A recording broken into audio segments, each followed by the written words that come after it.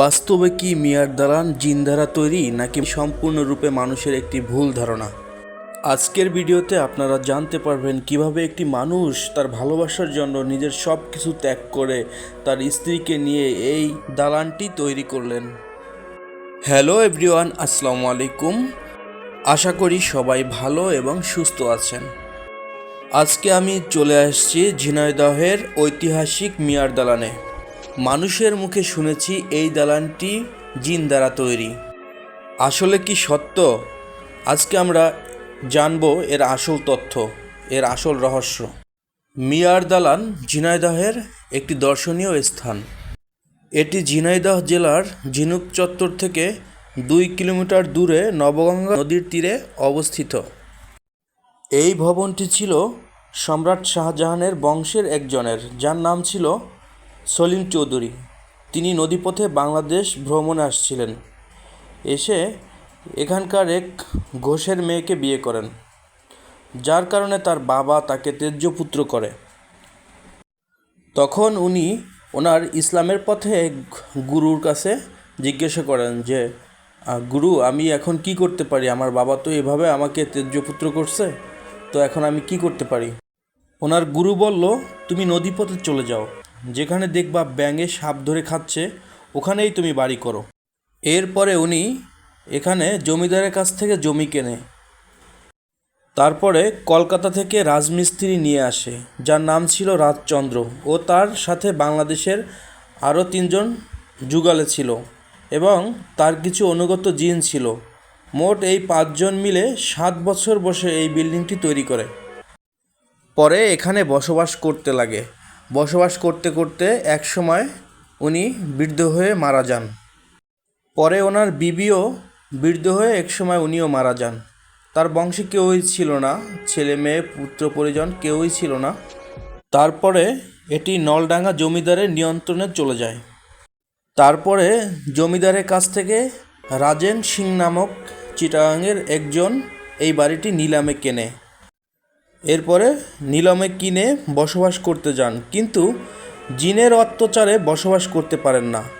বসবাস করতে না পেরে এটি জুব্বার মোল্লার কাছে বিক্রি করে দেয়। পরে তার বংশধররা এখানে বসবাস করতে থাকে। বর্তমানে এই মহলটির অংশীদার 25 জন। ইতিহাস থেকে জানা যায় এই বাড়িটি 1236 বাংলা সনে নির্মাণ শেষ হয়। বাড়িটি তৈরি করতে এ সময় ব্যয় ছিল 75,000 টাকা মাত্র। সলিমুল্লাহ চৌধুরী গ্রামবাসীর কাছে মিয়া নামে পরিচিত ছিল, যে জন্য এটি মিয়ার দালান নামে পরিচিত। মিয়া পরিবার ছিল ইসলামী মূল্যবোধে বিশ্বাসী। আল্লাহ ও নবী করিম সাল্লাল্লাহু আলাইহি সাল্লামের প্রতি তাদের ছিল গভীর আনুগত্য। মিয়া পরিবার ছিল তখনকার সময়ের চিন্তা চেতনা সব কিছুর দিক থেকে এক অনন্য পরিবার। এই ইমারতটি নদীর মাঝে তৈরি করা হয়েছিল।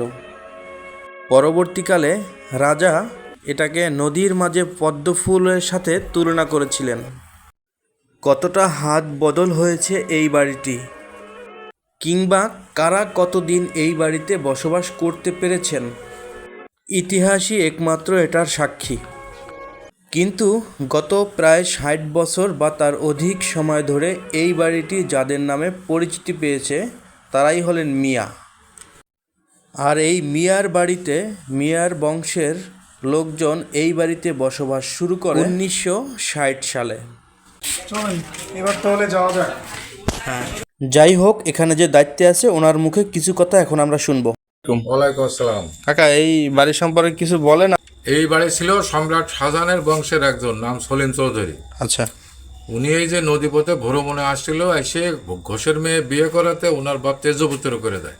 আচ্ছা।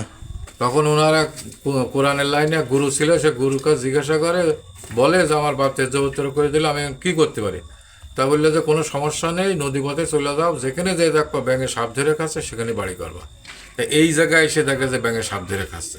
এখানে এই পাশে খাল, এই খাল থেকে যাচ্ছিল নবগঙ্গা নদী। এই নবগঙ্গা নদী কি পাশে? এটা হ্যাঁ, এখন মরে গেছে না? হ্যাঁ, মরে গেছে। আচ্ছা তারপরে উনি এখানে এলাকে জমিদারের কাছে জমি নেয়, কলকাতায় যে রাজচন্দ্র রাজমিস্ত্রি নিয়ে আসে, 3টে যুগালে নিয়ে আসে, আর ওনার অনুগত জিন ছিল।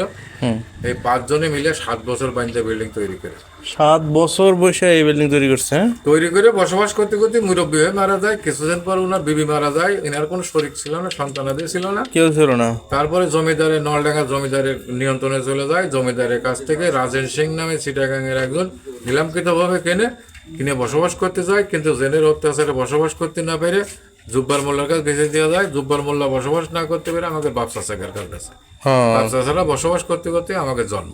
ও আচ্ছা আচ্ছা এখন এবারে শরিক 24-25 জন। আচ্ছা, ঠিক আছে কাকা, ধন্যবাদ। আমরা অনেক কিছু জানতে পারলাম এ বাড়ি সম্পর্কে।